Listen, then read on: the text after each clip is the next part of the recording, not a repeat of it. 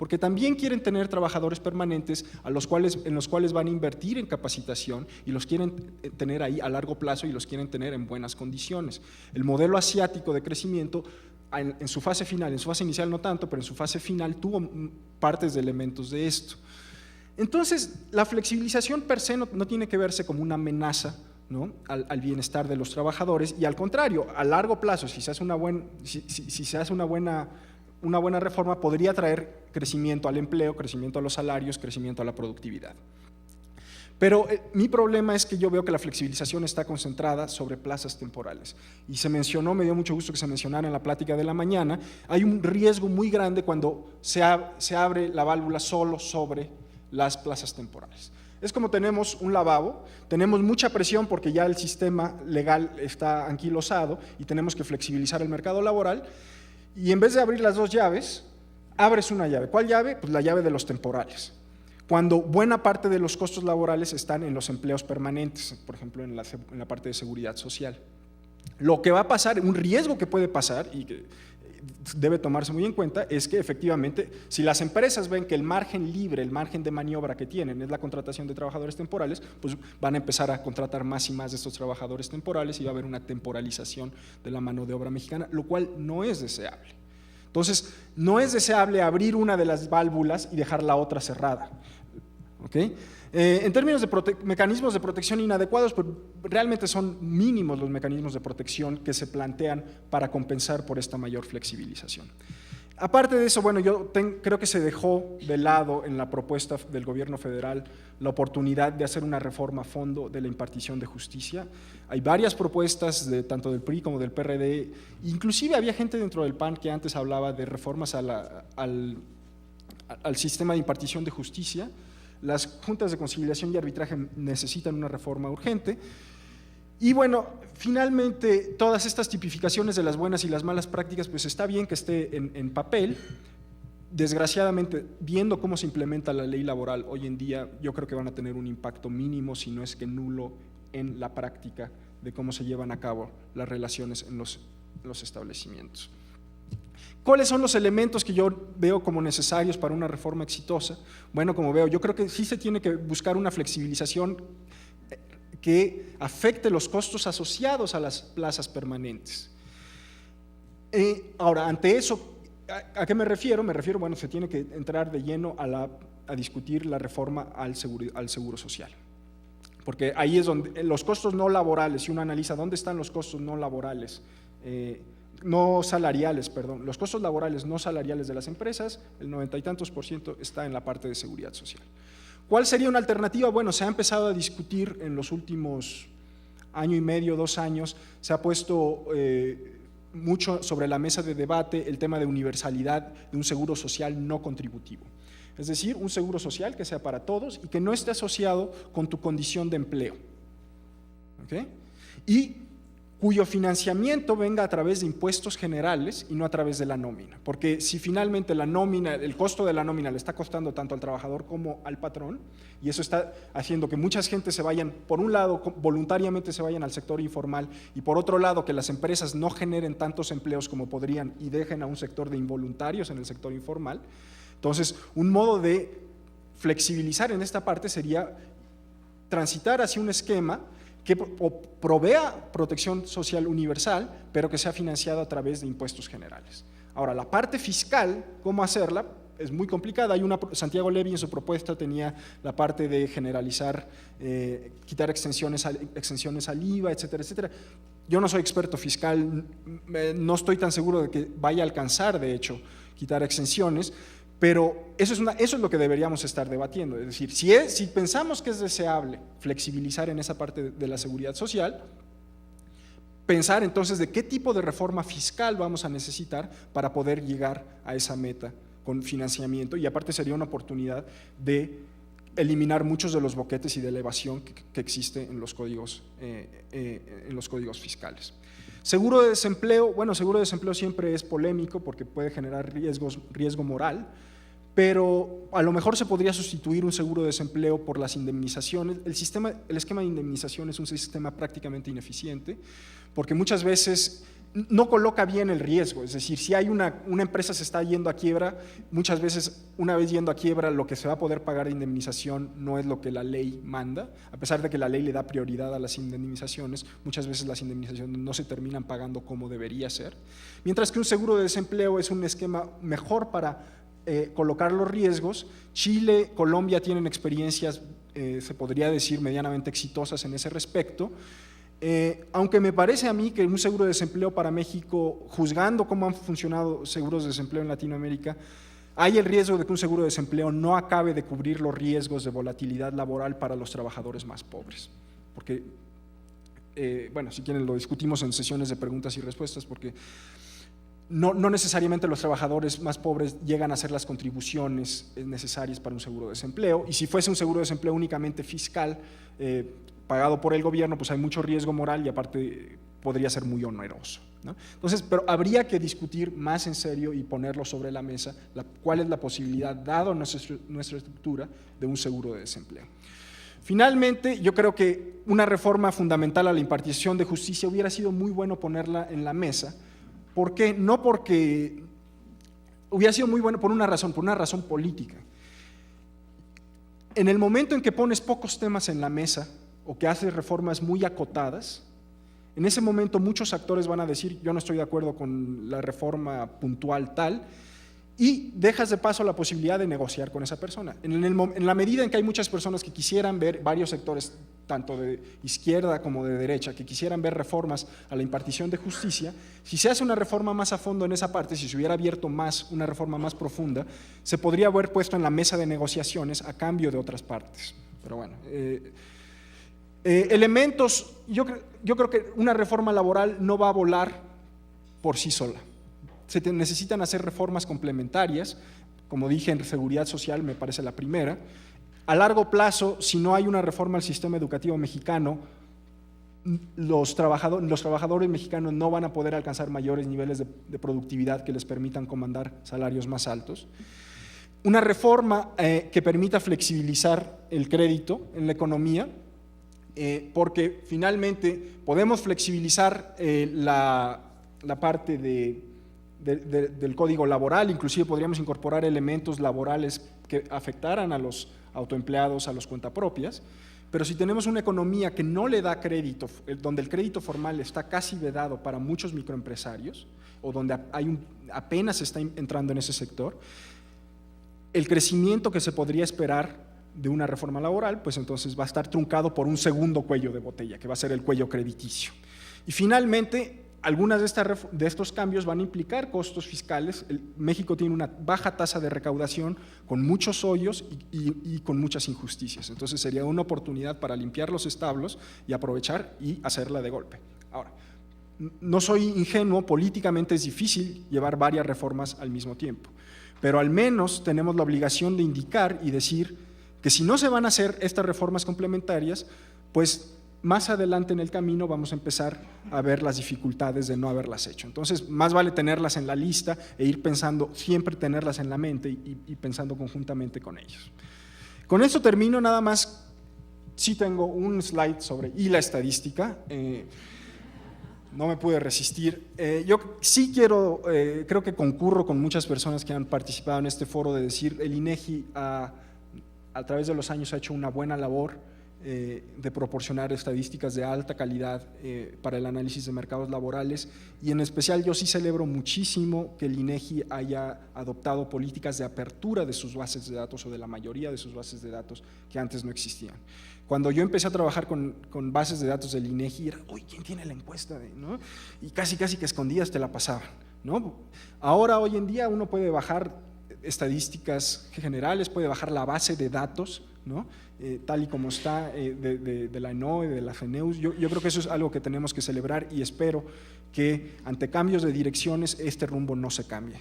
Ahora, ¿qué me gustaría ver en las encuestas del INEGI? En la encuesta del ENOE, por ejemplo, yo creo que es importante empezar a considerar condiciones de aseguramiento que no están asociadas al trabajo.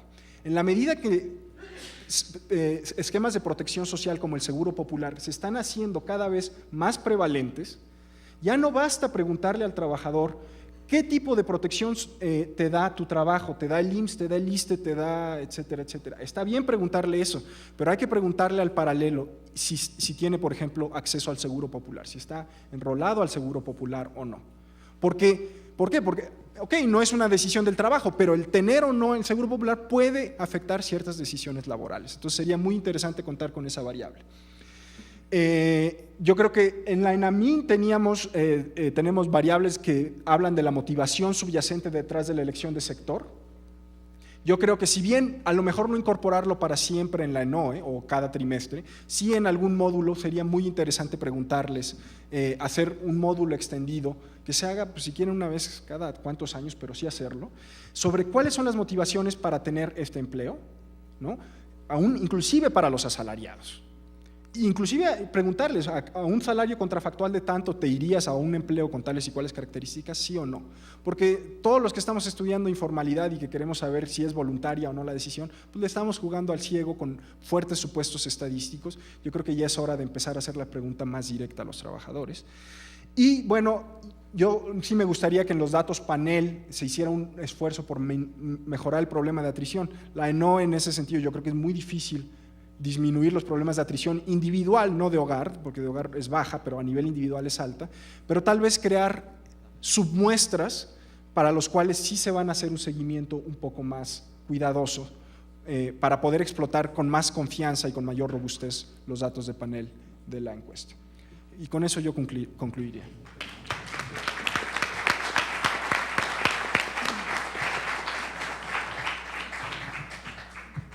Muchas gracias, doctor Duval. Bueno, antes que nada, quiero agradecer el esfuerzo de síntesis realizado por Eduardo, Francisco, Enrique y Robert. Como ustedes pudieron ver, hay mucho que decir sobre este tema, hay mucho que decir desde distintos ángulos, desde distintas perspectivas.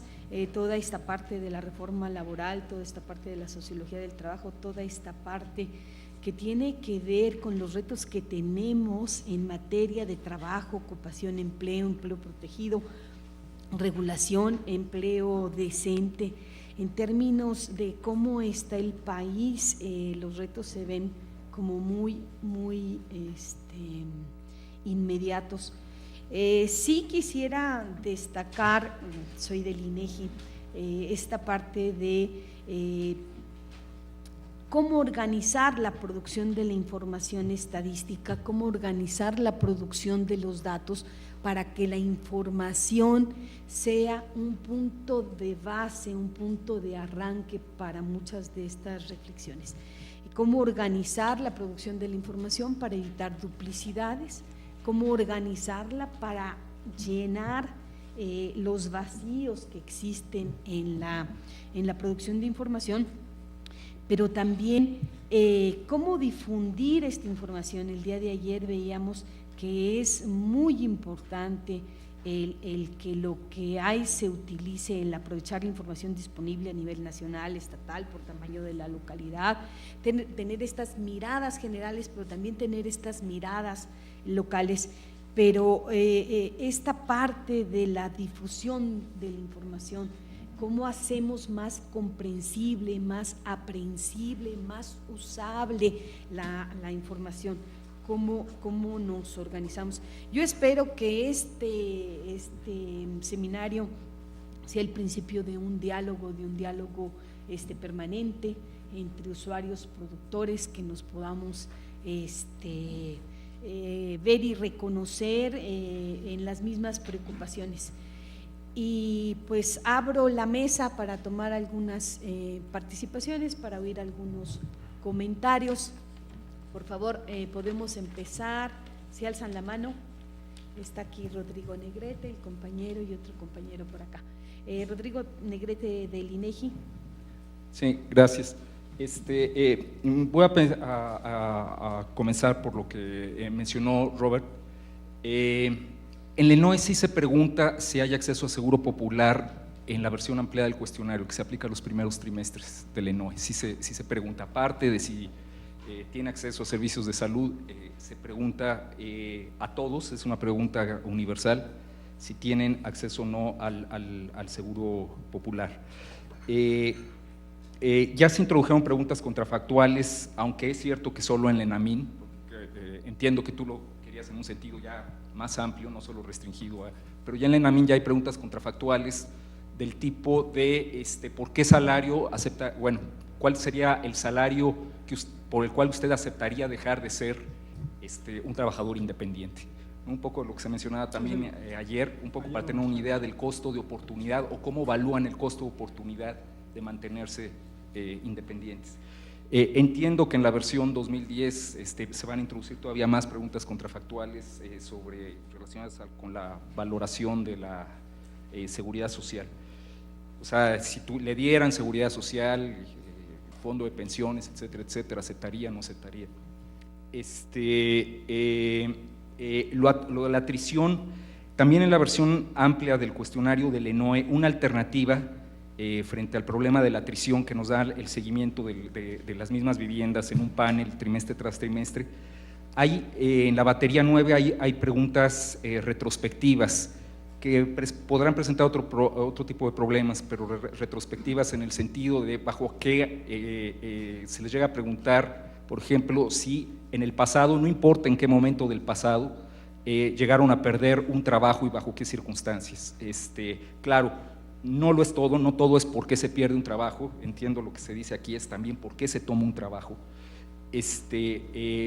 Pero esa batería 9 del cuestionario ampliado es una alternativa al problema de atrición.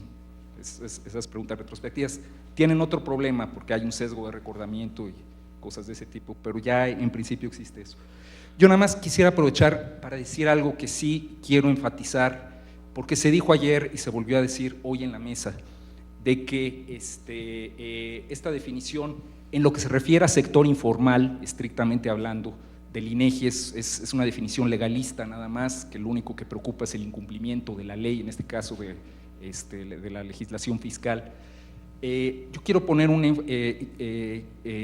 énfasis en esto.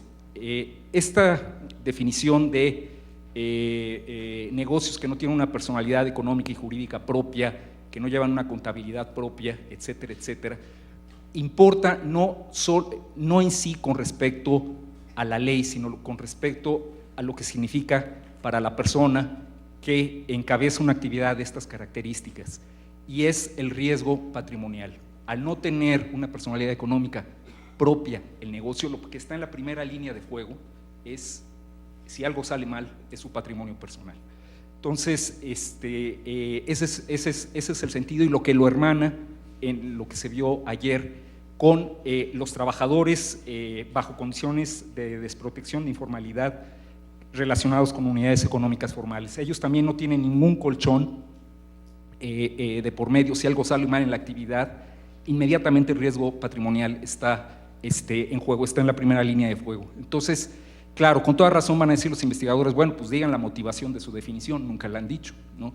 Bueno, en esta ampliación que estamos haciendo, que se presentó el día de ayer, nos obliga un poco a ir a definir lo que entendemos como un concepto de vulnerabilidad económica, como algo además distinto de otros conceptos que ya vienen también, como son los de trabajo decente, etcétera, etcétera. Nada más, gracias. Gracias, Rodrigo, por favor. Preguntas. Sé su nombre y… Roberto Cueva, de México Sustentable a Xolotl.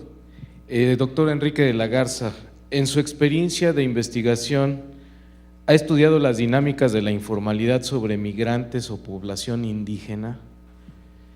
A propósito de una carta a San INEGI, que es quien creo que podría atender esto, ¿podrían incorporarse indicadores para segmentos específicos de población vulnerable?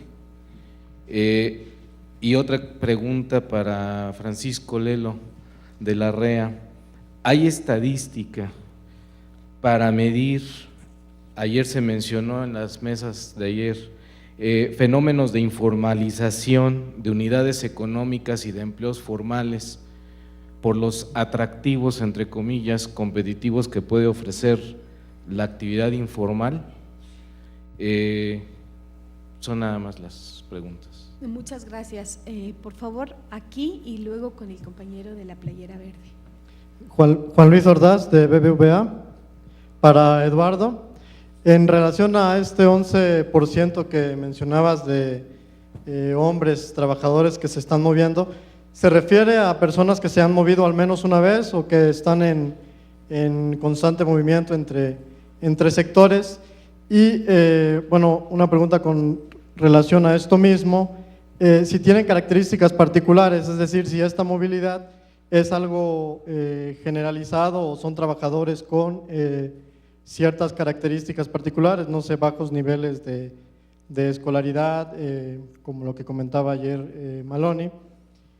Por otro lado, bueno, como estamos hablando de reformas laborales, pues una pregunta para todos. Dentro de una reforma laboral, ¿cómo se podría lograr aprovechar de mejor forma el capital humano que se tiene en México? Comento esto porque las tasas de desempleo más altas en México están precisamente en los niveles educativos más altos, bueno, como ya comentaba Francisco, y también precisamente las tasas de emigración más elevadas en México, pues se encuentran precisamente también en los niveles educativos más elevados. De hecho, el número por cada 4 doctores o personas con estudio de doctorado aquí en México, pues tenemos al menos un doctor en Estados Unidos. Entonces, ¿cómo le hacemos dentro de este marco de una reforma laboral, pues para obtener un mejor aprovechamiento del capital humano mexicano? Muchas gracias. El micrófono acá, por favor, acá adelante. Sí, gracias. Luis Vargas, de la Universidad Autónoma de Yucatán. Me gustó la analogía de la flexibilidad y el colesterol. Y en ese sentido yo quisiera preguntarle a los distintos panelistas, en su experiencia, ¿qué se está haciendo tanto en el sector empresarial como en el sector de los trabajadores, sean estos formales, informales, etcétera, para revertir esos niveles, ¿no? Y pasar de esa flexibilidad agresiva, voraz, comparable al colesterol malo, a una flexibilidad, digamos, más amigable? Vamos a tomar la pregunta del compañero de la playera verde y vamos a cerrar con la pregunta de aquí adelante, por favor. Buenas tardes. Mi pregunta… ¿Haz tu nombre, por favor? Alberto Castro, de la UNAM. Mi pregunta es para el doctor de la Garza. Hay un debate que circula que distingue entre precariedad laboral e informalidad, una como un margen menor de exigibilidad de derechos y el otro como nuevas relaciones laborales. ¿Cómo entraría esta precarización laboral o el concepto de trabajo precario en la reconceptualización de los derechos laborales? Voy a tomar esta última pregunta, le damos espacio a los panelistas, por favor. Manuel Mestre, Cámara de Consultores. Posiblemente me salgo del tema de reflexiones sobre las estadísticas, ¿verdad? Y posiblemente será para Eduardo y para Enrique. El gobierno debe tomar en cuenta la posibilidad de políticas públicas. El buen juez por su casa empieza. El fenómeno de la informalidad, me pregunto, ¿por qué el gobierno, las secretarías, entidades descentralizadas tienen un buen porcentaje de personal informal? La segunda pregunta, saliendo también del texto, tocó en una gráfica la estadística entre hombres y mujeres, ya que es difícil plasmarlo estadísticamente porque es discrecional. La discriminación femenina. El ejemplo que les puedo dar, el año pasado me tocó ver a médicos cirujanos, mujeres, les ofrecían Ciudad Juárez, el norte, cualquier ciudad del norte, pero no les daban nada aquí en México, en las plazas fijas, ¿verdad? Y a los hombres les daban en el interior de la República cualquiera. ¿Por qué? ¿Cómo podemos arreglar esa discriminación? ¿Cómo podemos evitarlo? Muchas gracias. Le voy a dar la palabra en el orden inverso a las presentaciones, empezando por Robert Duval, por favor. Bueno, le agradezco a Rodrigo la caracterización. Yo creo que ayer estaba leyendo el cuestionario ampliado y algo se me escapó porque estaba buscando el Seguro Popular, no lo encontré, pero te creo porque tú eres el mero ahí. Entonces, no, la verdad es que yo creo que sí hay, con respecto al problema de la atrición, nada más una clarificación. Yo creo que es muy bienvenido como investigador de mi parte tener ya las preguntas retrospectivas, y de hecho he empezado a jugar con ellas. Yo lo que lanzaba un poquito al aire era la idea de, cuidar la atrición en una muestra como la que tiene el ENOE es imposible, sería fuera de los costos.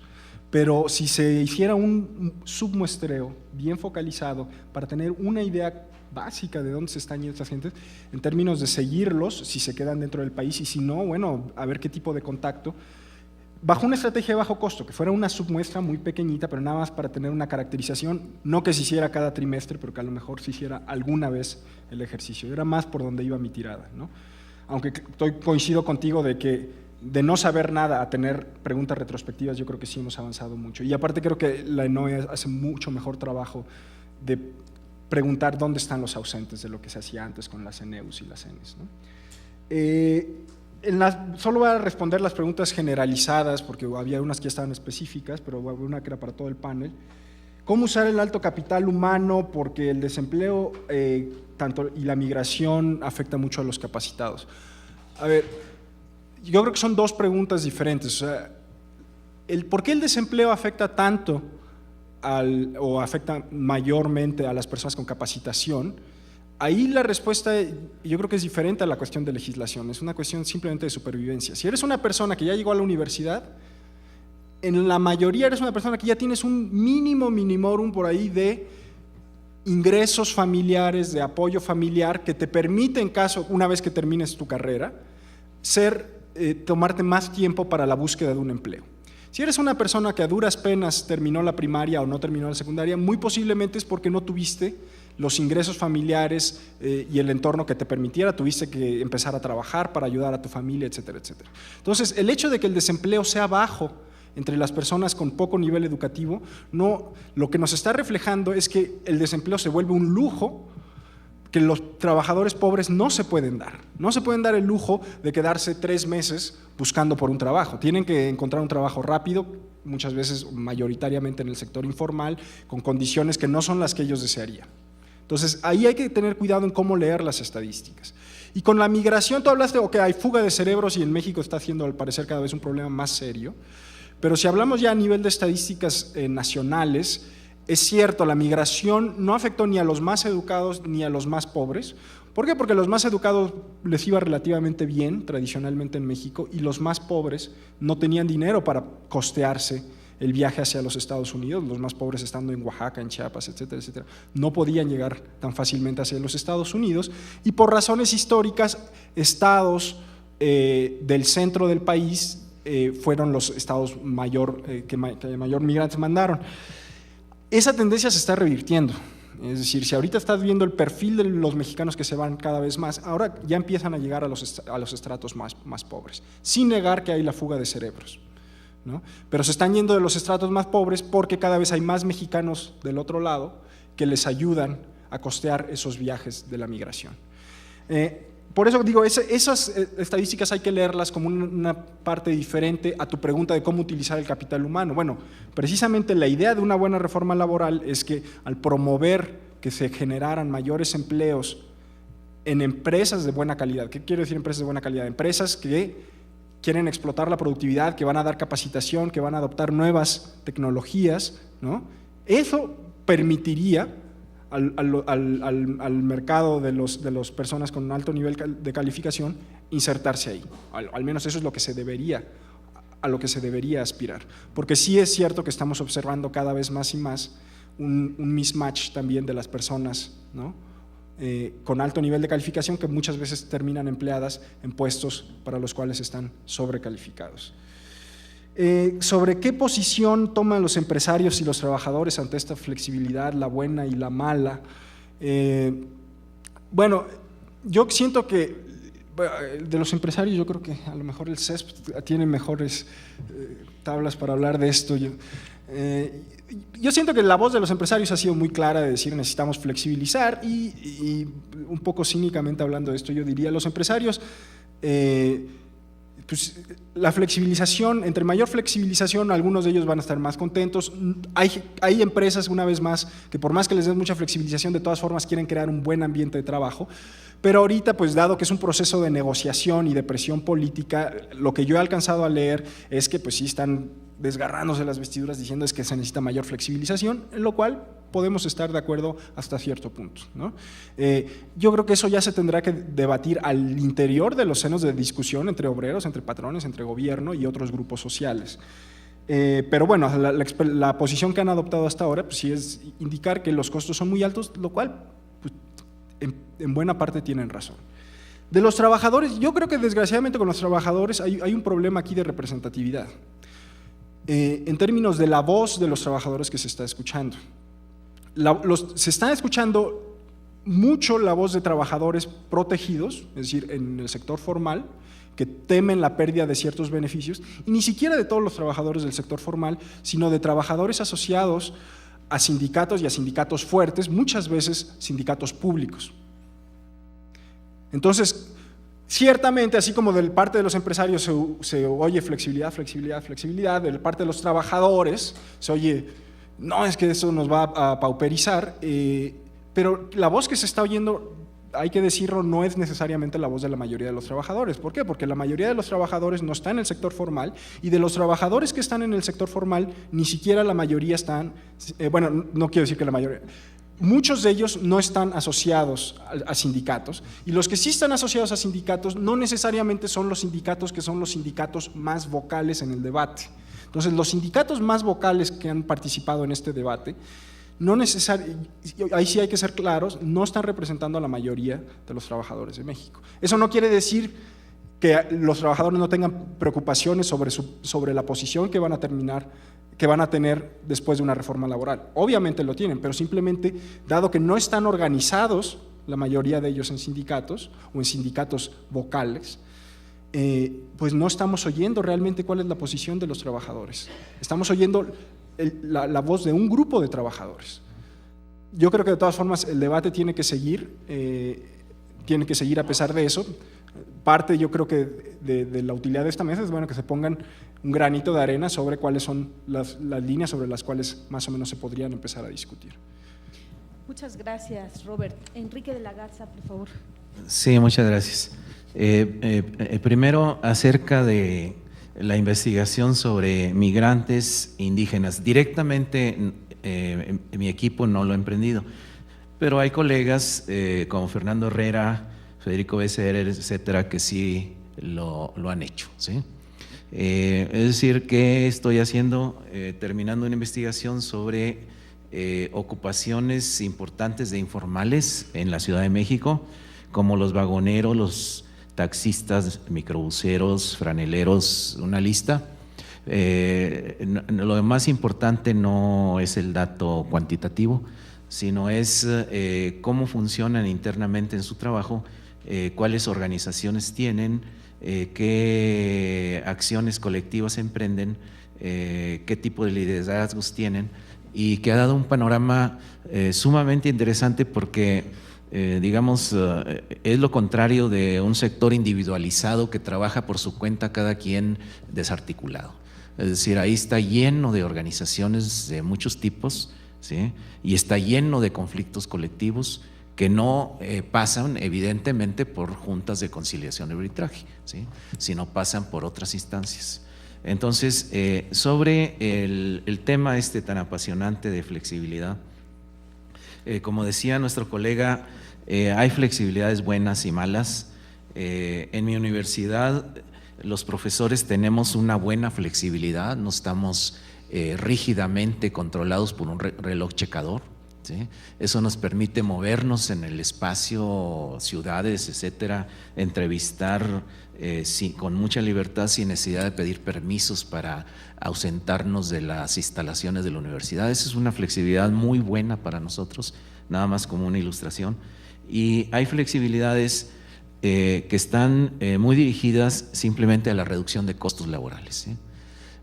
Creo que esa es en general la flexibilidad que se piensa como simple reducción de costo laboral es una mala flexibilidad, ¿sí? Y es una mala flexibilidad porque tiene detrás una concepción muy simplista acerca de las determinantes de la productividad, ¿sí? Es decir, un trabajador muy inseguro o muy precario en términos de sus condiciones laborales no necesariamente es el más productivo, ¿sí? Y entonces ahí ciertas corrientes de economía tendrían que incorporar las de organizaciones que han profundizado mucho más sobre estas determinantes blandas, como la cultura laboral, actitudes sobre el trabajo, etcétera, que influyen sobre la productividad, y trabajadores desalentados con un pie en la salida del empleo no son los más productivos, ¿sí? Entonces yo creo que ahí hay que distinguirlo, y en términos de las experiencias, en México lo que tenemos es una mayoría de experiencias número 1.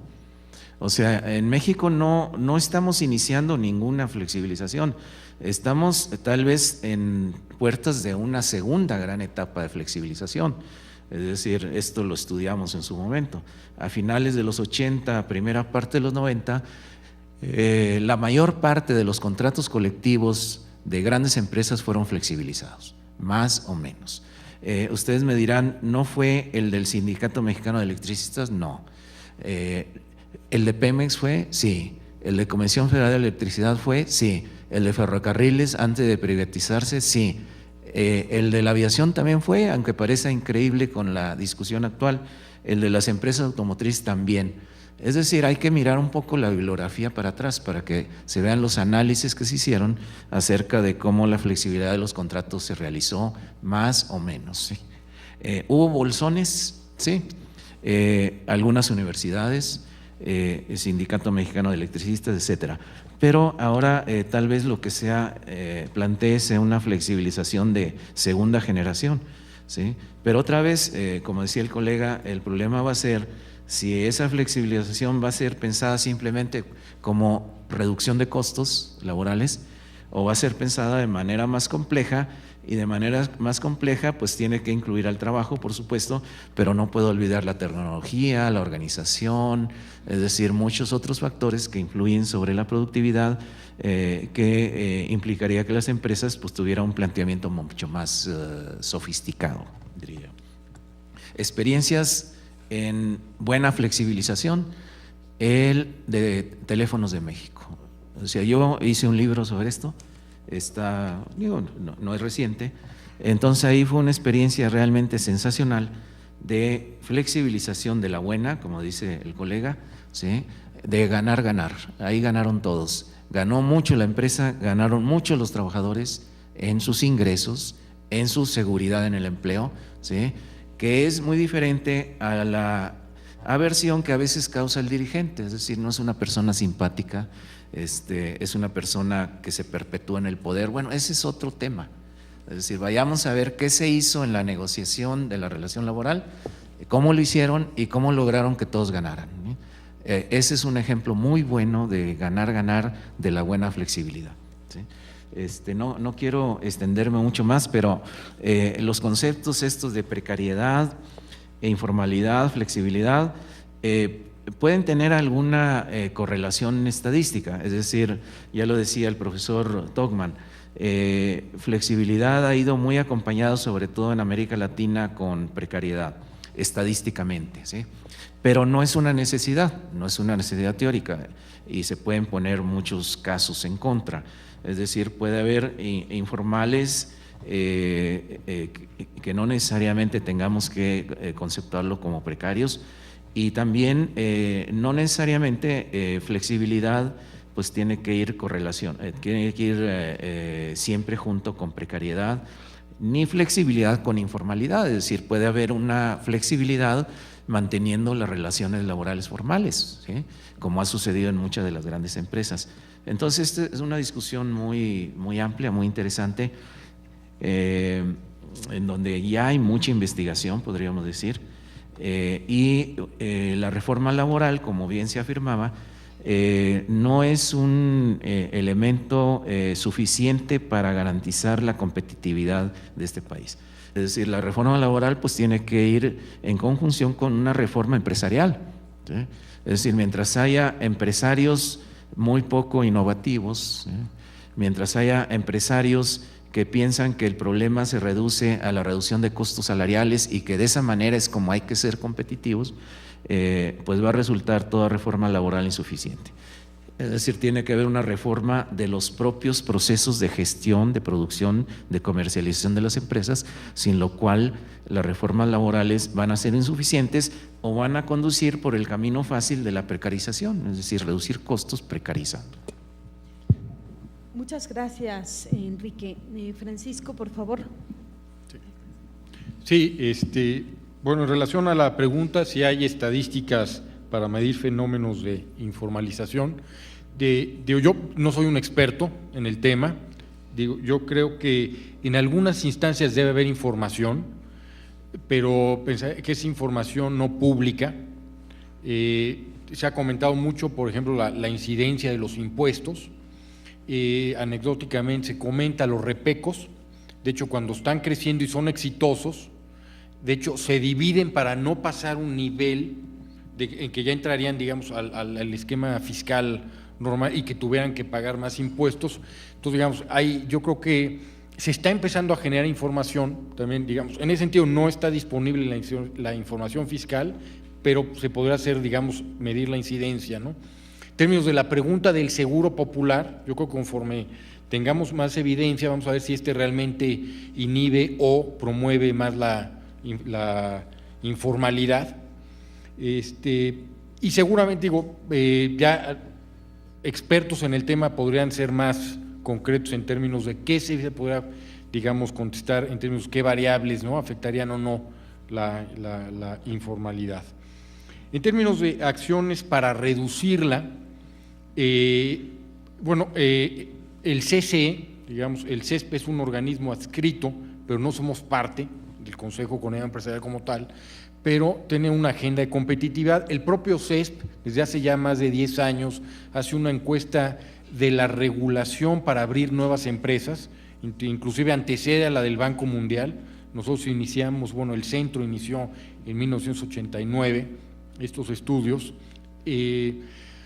Obviamente, hay un vínculo entre la carga regulatoria, el costo que ello implica y integrarte o no al mercado laboral, pero digamos, no son bases de datos, digamos, que pudieran con esa continuidad poder puntualizar cuál es el peso específico, pero en términos de las acciones, obviamente se han hecho esos estudios, revelado que tiene un impacto negativo una regulación mal diseñada, y no, obviamente, como centro tampoco pretendemos que no haya regulación, sino lo importante es que haya una regulación adecuada, y por eso el término se cambió de desregulación hacia la mejora regulatoria, ¿no? Entonces yo creo que el objetivo es buscar regulación eficiente, ¿no? Entre otras, digamos, por eso otra parte de la agenda pues es una reforma laboral. Yo obviamente estaría, como lo dijo Robert, obviamente es importantísimo un balance entre flexibilidad y protección. Yo me inclinaría entre decir, bueno, te debe buscar un balance equitativo que permita obviamente ir incorporando pues cuanto mayor número de personas a la economía formal. Ese balance, yo lo desconozco, pero obviamente es necesario, pero es un balance que depende ya del proceso político y del poder legislativo y de las fuerzas políticas, pero sin duda no caemos en el centro, en una flexibilidad meramente de reducción de costos, sino en un balance que también proteja adecuadamente al trabajador o a la persona. Es decir, hoy creemos que el balance está, a la empresa se le carga la responsabilidad de proteger al empleado, exclusivamente. Si puedes tener un esquema que reduzca esa carga de la empresa, un esquema, digamos, ya sea impuestos generales o no, pero es decir, construir ese balance, ¿no? Y tenemos, una serie en la agenda de competitividad, pues muchísimas más acciones, pues para tratar de, creemos nosotros, fomentar el crecimiento de empresas y la creación de nuevas empresas, pues obviamente que incorporen personas y sobre todo en el sector formal, ¿no? Muchas gracias, Francisco. Finalmente le voy a dar la palabra a Eduardo Rodríguez, por favor. Gracias, Marcela. Lo malo de ser el primero en hablar es que todos tomaban café y lo malo de ser el último que ya se quieren ir. De nuevo. Entonces voy a contestar puntualmente. José Luis, lo demás ya lo contestaron los compañeros. José Luis, que preguntaba las características particulares de moverse entre sector formal y formal de un trimestre a otro, en realidad se parecen mucho si los observas de forma anual que de forma trimestral. Hay un componente muy importante en moverse hacia el sector formal dentro del hogar, y es el que tengas otro miembro del hogar dentro del mismo sector formal, y esto nos estaría hablando a través, como lo señala en mi presentación también, del uso de las redes informales para conseguir trabajo, ¿no? Entonces, está bastante relacionado. Las características detalladas, si me das tus datos, te puedo enviar el estudio que está publicado en un libro editado por un profesor de aquí del Colmex, Isidro Zuluaga, no sé si está. No. Bueno. Ok, que fue publicado el año pasado, pero te lo puedo enviar. A la pregunta de Manuel de por qué el gobierno también tiene sector informal que no los cubre con seguridad social. Bueno, obviamente por ahorrarse los costos. De hecho, yo trabajé directamente con un subsecretario y nunca me pagaron seguridad social, estuve todo un año ahí.